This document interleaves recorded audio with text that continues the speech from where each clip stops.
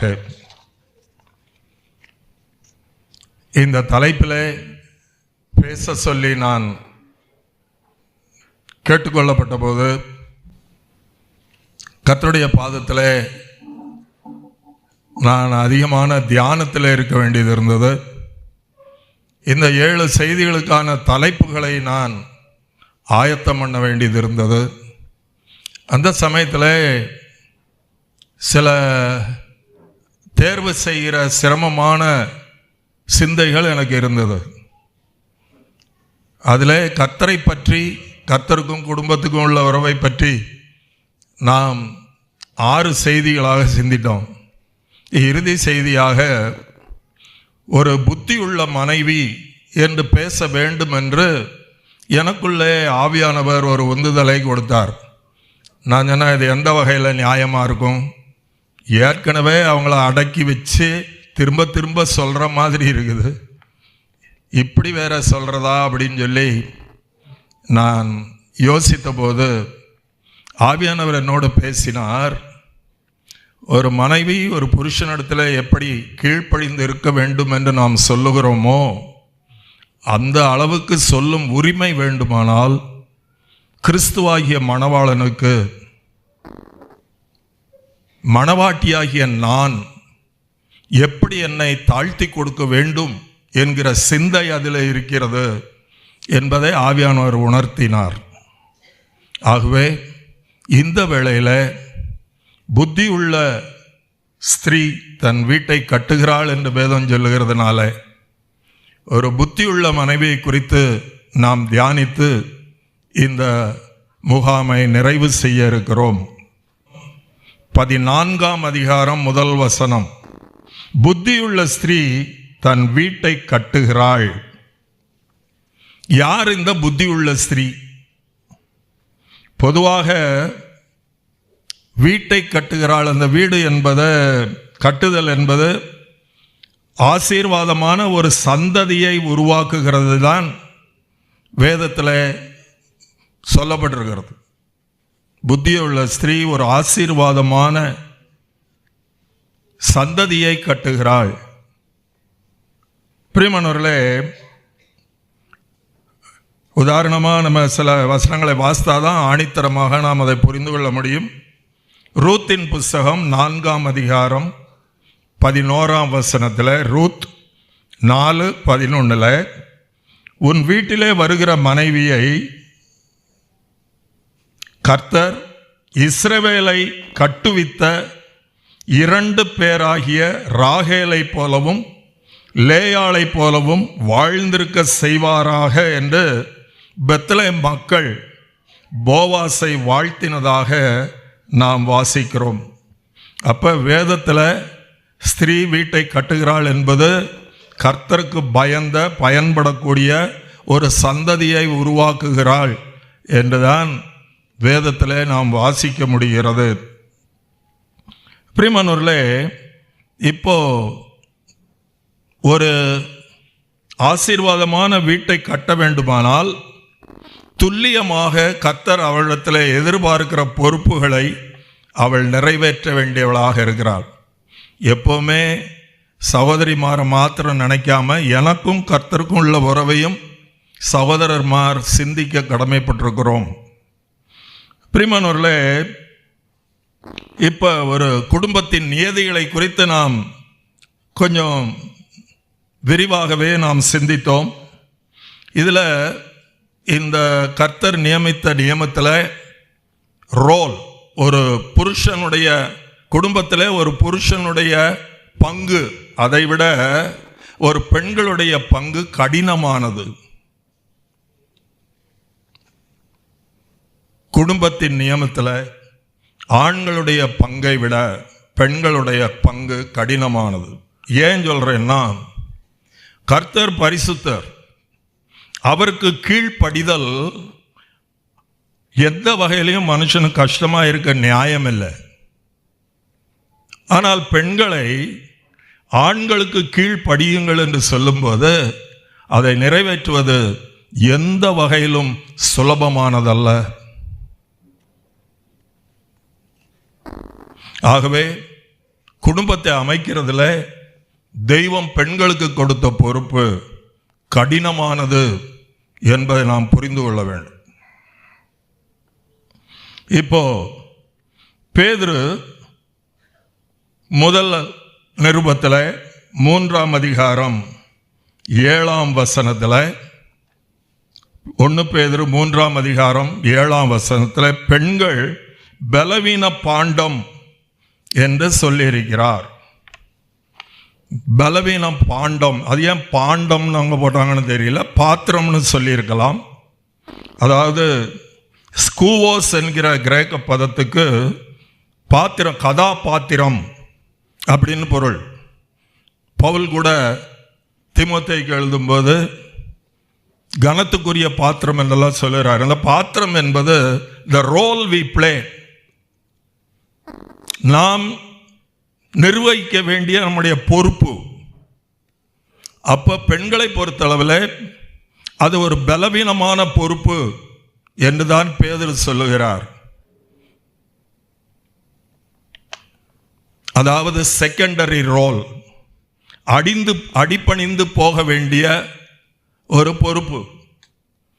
அது secondary role என்பதனால பலவீனமான பொறுப்பு என்று சொல்லி பேதுரு குறிப்பிடுகிறார். ஆகையினால அவங்க ரோல் அடங்கி போக வேண்டிய ரோலாக இருக்கிறதுனால புருஷன்மார் விவேகத்தோடு நடந்து கொள்ள வேண்டும். நான் எப்படி அவர்களை நடத்துகிறோம் என்று தெய்வம் கண்காணிக்கிறார் என்பதினால மிகுந்த கவனமாய் பொறுமையாய் நிதானமாய் அதை கடைப்பிடிக்க வேண்டும் என்று சொல்லி 1 பேதுரு 3ஆம் அதிகாரம் 7ஆம் வசனத்தில் பேதுரு குறிப்பிடுகிறார். பிரியமானவர்களே, பெண்களுக்கு கொடுக்கப்பட்டிருக்கிற பொறுப்பை நாம் அறிந்திருக்கிறோம்.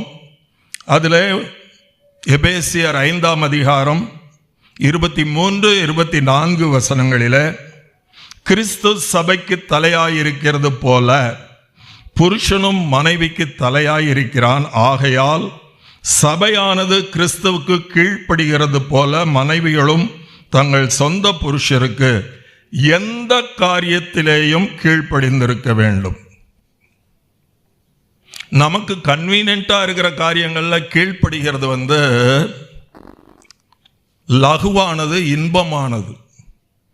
ஆனால் நமக்கு கடினமாக இருக்கிற, நமக்கு பிடிக்காத காரியங்கள் எல்லாம் செய்யன்னு சொல்லும்போது ஆத்திரமும் எரிச்சலும் வருகிறதை தவிர அது அடிபணிவதற்கு பிரியமாக இருக்கிறதில்லை. இப்போ இவர் எழுதினார, எல்லா காரியத்திலையும் உனக்கு பிடிச்சிருந்தாலும் பிடிக்காட்டாலும் நீ கீழ்ப்படியணும்னு எழுதினால், பிரியமானவர்களே, அதை நாம் கொண்டு டீட்டெயிலாக சிந்திக்க கடமைப்பட்டிருக்கிறோம். இப்போ புத்தி உள்ள ஸ்திரீ என்ன செய்வா? தன்னார்வமாக இந்த நியமத்தை கடைபிடிப்பாள். அப்பதான் கர்த்தருடைய சந்ததியை ஆசீர்வதிக்க முடியும். ஆகையினால இது தெய்வம் எனக்கு தலையின் மேல் வைத்த, என்னுடைய வாழ்க்கையின் மேல் வைத்த அதிகாரம்.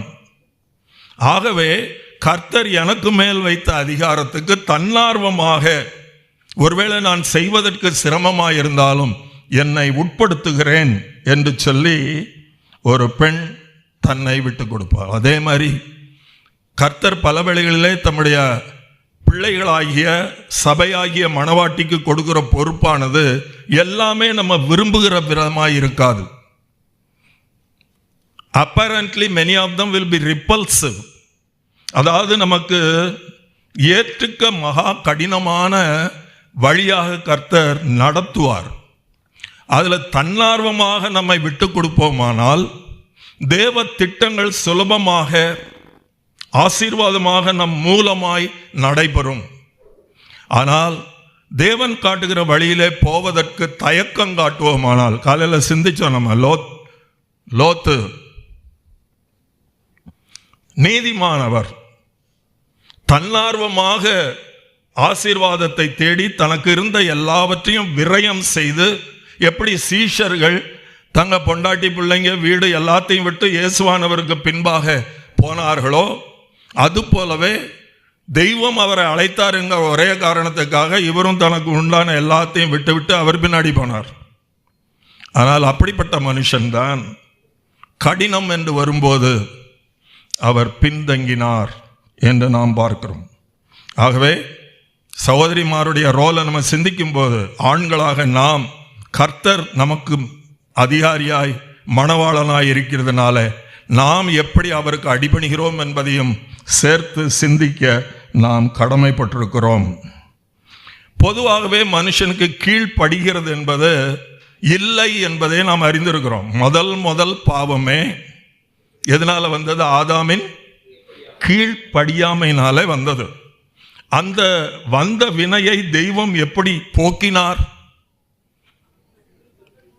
அவர் தம்மைத்தாமே வெறுமையாக்கி மனுஷ ரூபம் எடுத்து அடிமையின் சாயலாய் மரண பரியந்தம், அதாவது கேவலமான ஜீரணிக்க முடியாத அந்த சிலுவையின் மரண பரியந்தமும் கீழ்ப்படிந்தவராகி தன்னுடைய கீழ்ப்படிதலினாலே ஆதாம் கீழ்ப்படியாமையினால் வந்த தீவினையை அவர் மேற்கொண்டார் என்று வேதம் சொல்லுகிறது. இப்ப மனுஷனுடைய மெயின் ப்ராப்ளம் என்ன?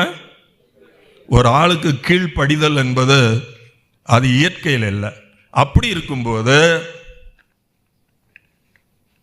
நீங்க கீழ்ப்படிங்கன்னு சொல்றது லகுவானதல்ல. ஆனால் தெய்வம் நமக்கு மேல் ஒரு அதிகாரத்தை வைக்கும்போது நம்முடைய திராணிக்கு மிஞ்சி அந்த பாரத்தினாலே நாம் நசுங்கி நாசமாய் போவதற்காக வைக்கிறது அல்ல என்பதை நன்மை செய்கிற கர்த்தரை நாம் புரிந்திருக்க வேண்டும். நம்முடைய திராணிக்கு தக்க ஒரு பாரத்தை வைப்பாரே அல்லாமல் நம்முடைய திராணிக்கு மிஞ்சி நம்மை பாரப்படுத்தி நம்மை சேதப்படுத்த கர்த்தர் விரும்புகிறதில்ல. அவர் தான் வைக்கிற சகலத்தையும் நல்லது என்று காண்கிற தெய்வம் என்பதை நாம் ஞாபகத்தில் வைத்துக் கொள்ள வேண்டும். ஆகையினால் அவர் என்ன சொல்றாரு? நான் உனக்கு மேல் ஒரு பாரத்தை வைக்கும்போது நீ என்ன செய்யணும்? சுயமாய் அதை சுமக்க துணியாதே. நீ என்ன செய்ய? நான் ஒரு பக்கம் அந்த பாரத்தை சுமக்க, நீ என்னோட சைடில் வந்து அதுக்குள்ள நுழைஞ்சிக்கோ, நம்ம 2 பேருமா நிறைவேற்றுவோம்னு சொல்றார். அதைத்தான் நாம் மத்தேயு எழுதின சுவிசேஷம் 11ஆம் அதிகாரம் 28ஆம் வசனத்தில் வாசிக்கிறோம். பொதுவாக நம்ம சுவிசேஷ கூட்டங்களில் வேதத்தில் இல்லாத ஒரு வார்த்தையும் நுழைச்சி நம்ம இதை பிரசங்கம் பண்ணுவோம். ஏன்னா நமக்கு இந்த வசன சம்பந்தம் இல்லை, இது கர்த்தரை அறியாதவர்களுக்கு அப்படின்னு நினச்சிக்கிட்டு என்ன சொல்லுவோம்? வருத்தப்பட்டு பாவப்பாரம் சுமக்கிறவர்கள. அப்படி இல்லைங்க. கர்த்தர் என்ன சொல்றாரு?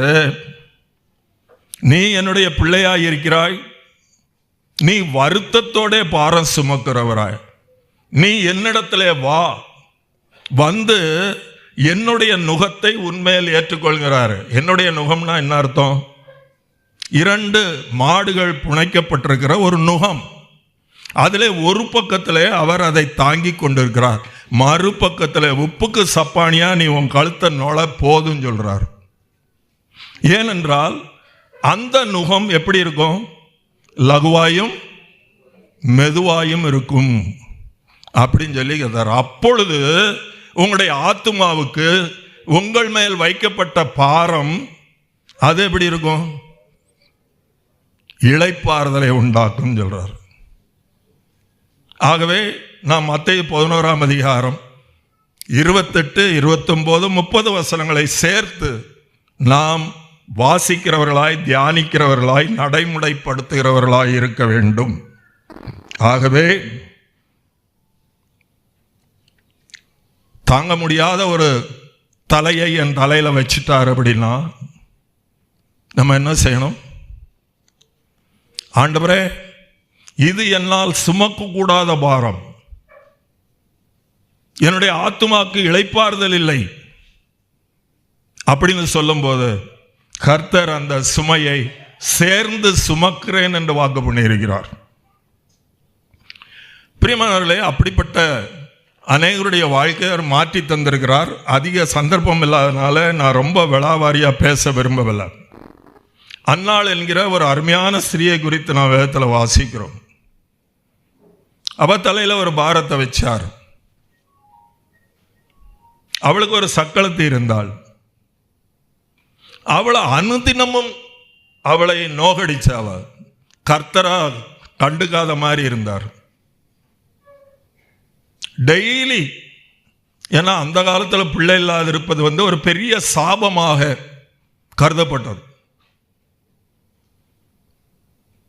அவ பிள்ளை இல்லாமல் இருக்கிறது ஒரு பக்கம், there was a disappointment. அடுத்த பக்கம் இவ பண்ற ரகளை தாங்கவே முடியல. இப்போ இந்த அம்மா என்ன பண்ணாங்க, ஆண்டவரே நான் இதை எப்படி சந்திக்கிறது அப்படின்னு சொல்லி கர்த்தருடைய சமூகத்தில் போய் தன்னுடைய விசாரத்தை எல்லாம் ஆண்டவர் நுகத்துக்கு கீழே வச்சிட்டாங்க. அது எப்படி உனக்கு தெரியும், நீ போய் பார்த்தியான்னு கேட்குறீங்களா? வேதம் சொல்லுது, பின்பு அவள் துக்க முகமாய் இருக்கவில்லை. அது எதுக்கு அது எழுதியிருக்கு?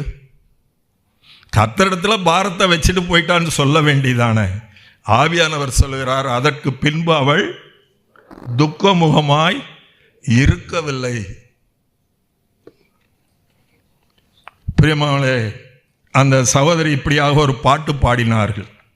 அந்த பாட்டைத்தான் தாவீது ராஜாவும் திரும்ப பாடுறார். ஏன்னா ஒரு அற்புதமான பாடல். 1 சாமுவேல் 2:1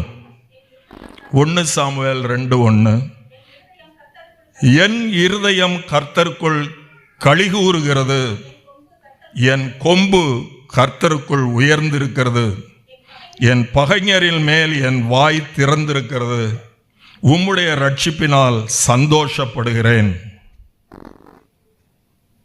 அவர் எளியவனை குப்பையில் இருந்து உயர்த்துகிறார். பிரியமானவர்களே, இந்த பாட்டை அவங்க பாடணும்னா எந்த அளவுக்கு நசுக்கப்பட்டிருப்பார்கள், எந்த அளவுக்கு கர்த்தர் அவர்களுக்கு விடுதலை கொடுத்தார் என்பதையெல்லாம் தன்னுடைய அனுபவத்தை பாடலாக அந்த அம்மா பாடியிருக்கிறாங்க. அதே தான் சங்கீதக்காரன் ரிப்பீட் பண்ணார். ஆனால் சங்கீதத்தில் இருக்கிறதா நம்ம அடிக்கடி எடுத்து ஆராதனை சமயத்தில் நம்ம பேசுகிறோமே தவிர, அது ஒரிஜினல் ரைட்டர் யார்? அங்கே காப்பி ரைட்டெல்லாம் இல்லை. ஏன்னா அதை எழுதினவர் ஆவியானவர். அதனால் அங்கே பிரச்சனை இல்லை. பிரியமானவர்களே, இது எதுக்காக சொல்ல வரேன்னா, கர்த்தர் தலை மேலே பாரத்தை வச்சுக்கிட்டு கண்ணை மூடிக்கிறவர் இல்லை என்பதை விசுவாசிகள், குறிப்பாக சகோதரிமார் புரிந்திருக்க வேண்டும். நீ எக்கேடுங்கட்டு போ என்று விட்டு போகிறவர் அல்ல.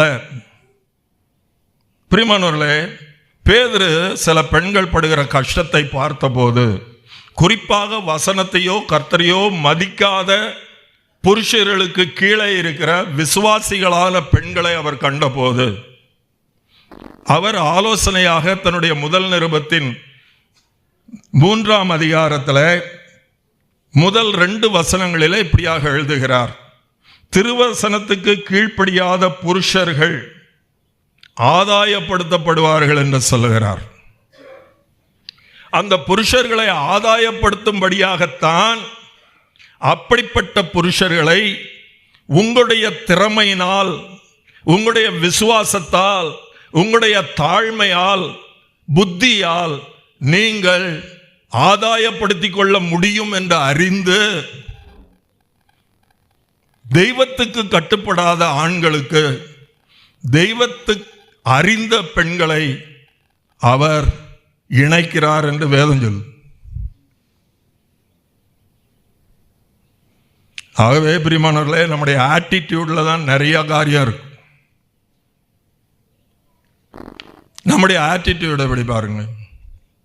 பாரடைஸ் லாஸ் என்று மில்டன் ஒன்று எழுதியிருக்கிறார். அதில் அவர் சொல்றாரு, the mind of man can make a hell of heaven and a heaven of hell அப்படின்னு சொல்றார். ஒருத்தன் பரலோகத்தில் இருந்துகிட்டே நரகத்தில் இருக்கிறதாக உணர முடியும் என்று சொல்லுகிறார். அது சரியில்லை, இது சரியில்லை, அது பத்தலை, இது பத்தலை என்று சொல்லி அவன் பரலோகத்தில் இருந்து கொண்டே நரகத்தை அனுபவிக்க முடியும். அதே போல நரகத்திலிருந்து ஒருவன் பரலோகத்தை அனுபவிக்க முடியும். மைண்ட் ஆஃப் மேன் அவர் எழுதுறார். இது ஒரு எக்ஸாக்சரேஷன். ஆனால் அதில் ஒரு பெரிய சத்தியம் இருக்கிறது. என்னுடைய வாழ்க்கையிலே சகலத்தையும் நிர்வகிக்கிறவர் கர்த்தர் என்கிற அறிவு இருக்குமானால் எல்லா காரியமும் நாம் அபசகுனமாக நினைக்க மாட்டோம். ஒரு அர்த்தத்தோடு கர்த்தர் கொடுத்ததாக நினைப்போமே தவிர ஏதோ நிகழக்கூடாதது நிகழ்ந்ததாக நாம் நினைக்க மாட்டோம். அந்த first change in attitude will go a long way. இது கர்த்தரால் வந்தது என்கிற அறிவு இருக்குமானால் மாத்திரம்தான் கர்த்தரிடத்துல ஒத்தாசை தேடுவோம். இல்லைன்னா நொந்து நூலாய் போய் பிசாசுக்கு நம்மை விற்று போட்டு அவனுடைய துக்கத்திலே அழிந்து போய் கொண்டிருப்பான். தாவீது ராஜா பாடுறாரு, உமது வேதம் என் மனமகிழ்ச்சியா இல்லாதிருக்குமானால் நான் என் துக்கத்திலே அழிந்து போயிருப்பேன் என்று எழுதுகிறார். ஆகவே பிரியமானவர்களே, நம்முடைய வாழ்க்கையில் அவர் சிலர் உன் தலையில் எத்தனை முடி இருக்கணும்னு எனக்கு தெரியும் சொல்றார். அதனால நான் முடியை பற்றி கவலைப்படுறதே கிடையாது. எந்த மழையிலையும் சந்தோஷமாய் போகக்கூடிய வாய்ப்பு எனக்கு இருக்கு. நல்லா நினைச்சு பாருங்க, வேதம் சொல்லுது உன் தலையில் இருக்கிற முடி கூட நிர்ணயிக்கிறது யாரு? நான் என்று சொல்லுகிறார். இந்த அறிவு இருக்குமானால், இந்த விசுவாசம் இருக்குமானால் நம்முடைய வாழ்க்கையில எதுவும் எதேச்சையாய் நடக்கவில்லை. யாரோ நம்முடைய தலையில எதுவும் கட்டவில்லை. இதை வைத்தவர் தெய்வம். அவருக்கு ஒரு நோக்கம் இருக்கிறது என்பதை நாம் புரிந்து கொள்ள முடியும். ஆகவே பேதுரு சொல்லுகிறார், இப்படிப்பட்ட புருஷர்களுக்கு வாக்குப்பட்டவர்கள் நொந்து நூலாய் போயிடாதீங்க. ஆனா இவன் இப்படி இருக்கிறானே அப்படின்னு சொல்லி நீங்க வேற மாதிரியாக பிஹேவ் பண்ண ஆரம்பிச்சிடாதீங்க. கர்த்தருக்கு பிரியமில்லாத எதையும் பேசிடாதீங்க, கர்த்தருக்கு பிரியமில்லாத எதையும் செஞ்சிடாதீங்க அப்படின்னு சொல்லி பேதுரு எழுதுகிறார். உங்களுடைய கற்புள்ள நடக்கையை அவர்கள் பார்த்து போதனையின்றி ஆவியானவர் அவர்களை அசைக்கிறதுனால அவர்கள் என்ன செய்யப்படுவார்கள்? ஆதாயப்படுத்தி கொள்ளப்படுவார்கள். பிரியமானவர்களே, இப்போ ரோமருக்கு எழுதின நிருபத்திலே ஒரு அற்புதமான சத்தியத்தை நாம் வாசிக்கிறோம். ரோமர் 13 முதல் 2 வசனங்கள். ரோமர் 13 முதல் 2 வசனங்கள். எந்த மனுஷனும் மேலான அதிகாரம் உள்ளவர்களுக்கு கீழ்ப்படிய கடவன். ஏனென்றால் தேவனாலே அன்றி ஒரு அதிகாரமும் இல்லை. உண்டாயிருக்கிற அதிகாரங்கள் தேவனாலே நியமிக்கப்பட்டிருக்கிறது. ஆதலால் அதிகாரத்துக்கு எதிர்த்து நிற்கிறவன் தேவனுடைய நியமத்துக்கு எதிர்த்து நிற்கிறான். அப்படி எதிர்த்து நிற்கிறவர்கள் தாங்களே ஆக்கினையை வருவித்துக் கொள்ளுகிறார்கள். என்ன அற்புதமான விளக்கம் பாருங்க. எந்த அதிகாரமானாலும் தேவன் நியமிக்கிறார். அப்போ தேவன் நியமித்திருக்கிற அதிகாரத்துக்கு உட்பட தயங்குகிறவன் கர்த்தருக்கு எதிர்த்து நிற்கிறான். இதை சகோதரிமார் நன்றா புரிஞ்சுக்கிட்டீங்கனாலே உங்க வாழ்க்கையில் இருக்கிற பாதி வேதனை போய்விடும். சகோதரர்மார் தங்களுடைய வாழ்க்கையில் இருக்கிற நஷ்டங்கள் கஷ்டங்கள் எல்லாம் பார்க்கும்போது தெய்வம் எனக்கு அளந்து கொடுத்திருக்கிறார் என்கிற அறிவு இருக்குமானால் நாம் நம்முடைய மனதில் பாதி சஞ்சலங்களை நாம் தவிர்த்து விட வாய்ப்பு உண்டு. நமக்கு நடக்கிற காரியங்கள் கர்த்தர் அனுமதிக்காமல் எதுவும் நடக்க முடியாது இந்த உலகத்தில் என்பதை நாம் புரிந்து கொள்ள வேண்டும். நம்முடைய மனதில் எழுதி கொள்ள வேண்டும். அப்படி எதிர்த்து நின்றோமானால் நாம் நொந்து நூலாய் போறது மாத்திரமல்ல, நமக்கே ஆக்கினையை வருவித்துக் கொள்கிறோம் என்று அந்த வசனத்தில் வாசிக்கிறோம். சரி, அடுத்தது பேதுரு இதை கொஞ்சம் எலாபரேட் பண்ணி சொல்றாரு. 1 பேதுரு 2ஆம் அதிகாரம் 18-19 வசனங்கள். 1 பேதுரு 2:18-19. நல்லவர்களுக்கும் சாந்த குணமுள்ளவர்களுக்கும் மாத்திரம் அல்ல, முரட்டு குணமுள்ளவர்களுக்கும் கீழ்ப்படிந்திருங்கள். பிரியமானவர்களே, இது வேலைக்காரருக்கு மாத்திரமல்ல, வேலைக்கு போகிற சகோதரர்களுக்கு மாத்திரமல்ல, இது யுனிவர்சல் லா. சகோதரிமாருக்கு சொல்லப்பட்டிருக்கிறது. நல்ல புருஷர்களுக்கு மாத்திரமல்ல, முரட்டு புருஷர்களுக்கும் கர்த்தர் நிமித்தம் நீங்கள் உங்களுடைய கடமைகளை செய்யுங்கள் என்று அவர் சொல்லுகிறார். பிரியமானவர்களே, இயேசுவானவர் எப்படி கீழ்ப்படிந்தார் என்று அடிக்கடி பிள்ளைகள் பெற்றோருக்கு கீழ்ப்படிய விஷயத்தில் நான் சிந்தித்து பார்க்கிறது உண்டு. இயேசுவானவர் 12 வயதான போது அவரை எருசலேமுக்கு கூட்டிக் கொண்டு போனார்கள். அங்கே பண்டிகை முடிஞ்சு எல்லாரும் திரும்பும்போது இவர் கூட வரல.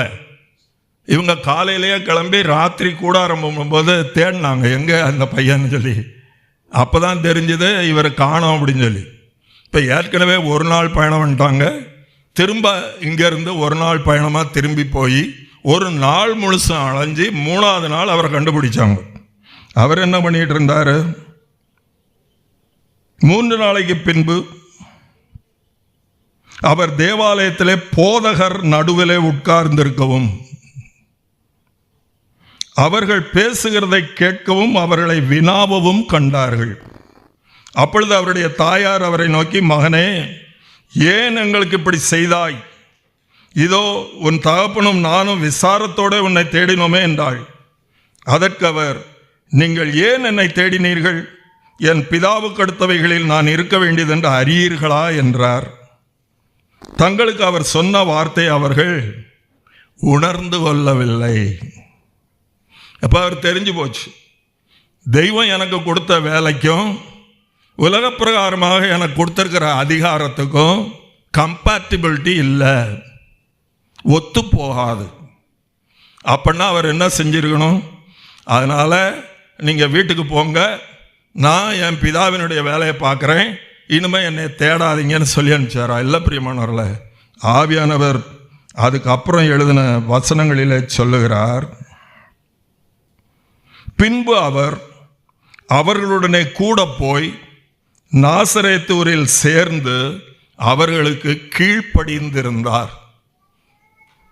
எத்தனை வருஷம்? இவருக்கு 12 வயசு. ஊழியத்துக்கு போகணும்னா ஒருவன் இளைஞன் வாலிபனாக அல்லது புருஷனாக எண்ணப்படுவது 30 வயசுல. 18 வருஷம் தன்னை புரிந்து கொள்ள முடியாத ஒரு சக்திக்கு, தெய்வம் வைத்த அதிகாரத்துக்கு இயேசுவானவர் அடக்கி கொண்டு கீழ்ப்படிந்திருந்தார் என்று ஆவியானவர் எழுதுகிறார். தேவாதி தேவன் மனுஷனுடைய அதிகாரத்துக்கு, யோசேப்பும் தன்னுடைய தாயுமாகிய மரியாளுடைய அதிகாரத்துக்கு, அவருடைய அறியாமையின் மத்தியிலும் கீழ்ப்படிந்திருந்தார் என்று ஆவியானவர் எழுதுகிறார். இன்னைக்கு பிள்ளைங்கெல்லாம் சொல்லுது, உனக்கு செல்போனை பற்றி என்ன தெரியும், உனக்கு நெட்டை பற்றி என்ன தெரியும், நீ என்கிட்ட பேசுகிற அப்படின்னு பிள்ளைங்க பேசுது அப்பா அம்மா கிட்ட. உண்மைதான், இந்த பிள்ளைங்களுக்கு சில மிஸ்யூஸ் பண்ண தெரிஞ்ச அளவுக்கு அப்பா அம்மாவுக்கு இன்னும் மிஸ்யூஸ் பண்ண தெரியலை. ஆனால் இந்த பிள்ளைங்களுக்கெல்லாம் பெற்றோர் மேலே ஒரு பெரிய அலட்சியம், கேவலம். ஒரு செல்ஃபோனில் கூட ஒரு சைட்டை உனக்கு ஒன்றும் ஓப்பன் பண்ண தெரியல அப்படின்னு சொல்லி தங்களுடைய பெற்றோர்களை மிகுந்த அற்பமாக எண்ணக்கூடிய, அப்படி நடந்து கொள்ளக்கூடிய ஒரு கேவலமான சந்ததி மத்தியிலே நாம் வாழ்ந்து கொண்டிருக்கிறோம். ஆனால் இந்த வசனங்களை பார்க்கும்போது ஆவியானவர் நாம் படம் பிடித்து காட்டுகிறார். இயேசுவானவர் கர்த்தாதி கர்த்தர் தனக்கு மேல் உள்ள பெற்றோர் என்கிற அதிகாரத்துக்கு 18 வருஷம் அடக்கி கொண்டிருந்தார் என்று ஆவியானவர் எழுதுகிறார். பிரியமானவர்களே, இதை பார்க்கும்போது ஒரு சகோதரிக்கு கர்த்தர் தன்மேல் வைத்த அதிகாரத்துக்கு தன்னை உள்ளடக்குவது ஒரு ஊக்கத்தை கொடுக்கும், ஒரு தைரியத்தை கொடுக்கும், கர்த்தர் மேல் விசுவாசத்தை கொடுக்கும், தன்னுடைய வேதனையை குறைக்கும்.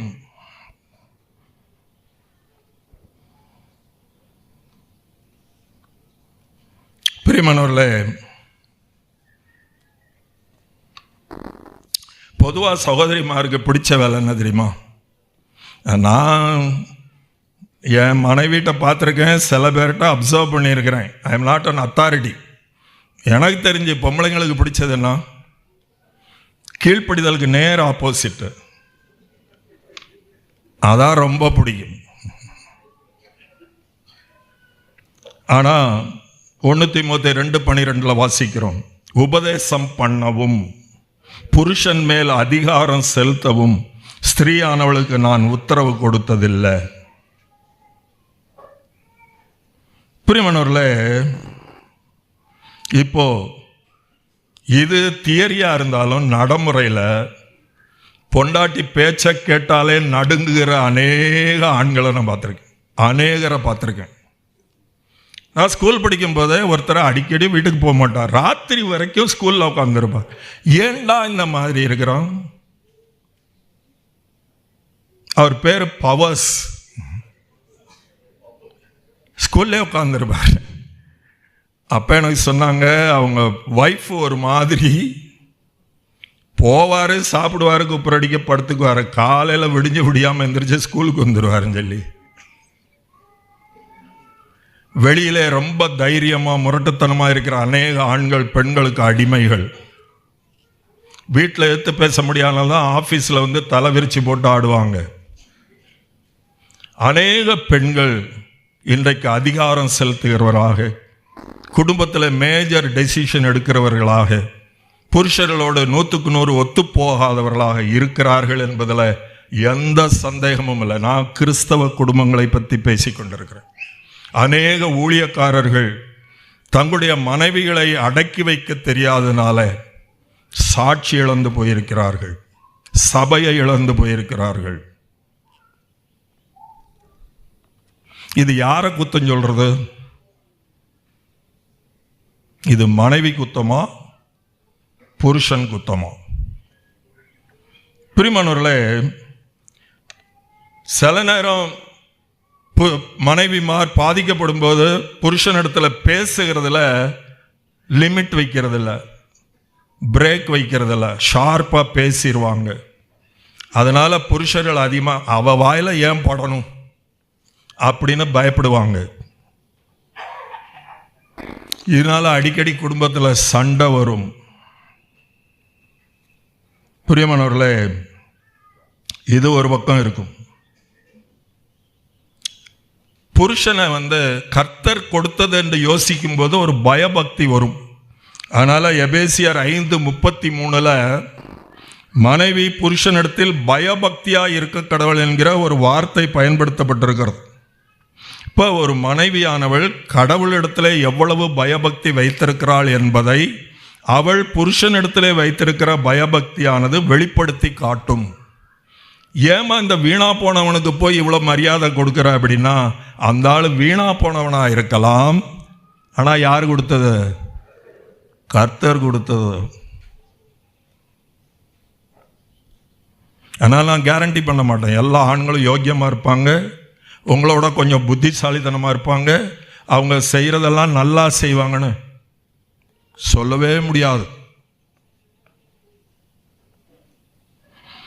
பிரியமானவர்களே, அதனால்தான் சாராளை அவர் படம் பிடித்து காட்டுகிறார். அந்த 1 பேதுரு 3 அந்த ஆள் எங்க கூப்பிடுறாருன்னே தெரியாது, இருக்கிறதெல்லாம் விட்டுட்டு வாழ்கிறாரு. ஆனால் கர்த்தர் தந்த அதிகாரம் என்பதனால ஆண்டவன் என்று அழைத்து அடிபணிந்தாள் என்று ஆவியானவர் எழுதுகிறார். பரிசுத்த ஸ்திரீகள் இப்படியே தங்களை அலங்கரித்தார்கள் என்று வேதவசனம் சொல்லுகிறது.